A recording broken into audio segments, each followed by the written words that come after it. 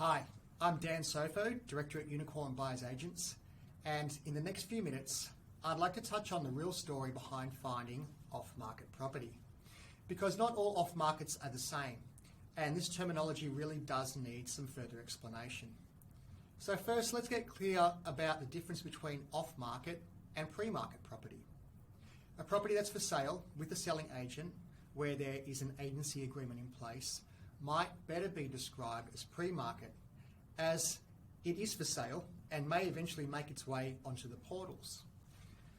An experienced selling agent with good buyer's agent connections will first use these connections to try and sell the property rather than listing on the internet. Only if the property doesn't sell in this way will the agent then list it publicly.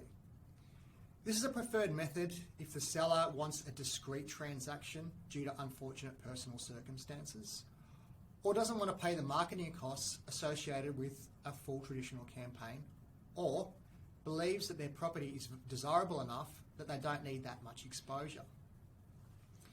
There is another type of off-market property, and this is a property where the owner was not intending to sell in the first instance and is approached by a buyer's agent with an interest to purchase on behalf of a client.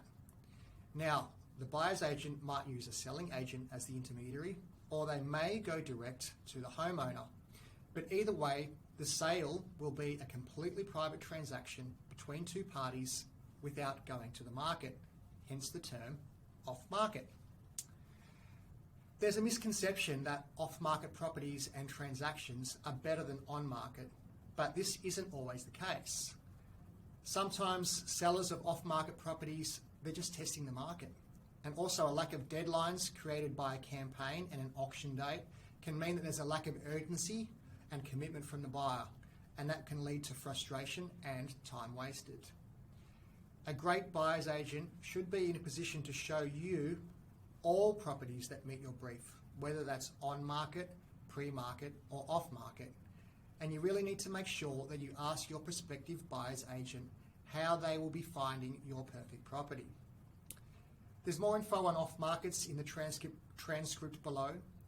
Please have a read through, and if you have any questions or would like to make a time to see me, I'd love to hear from you.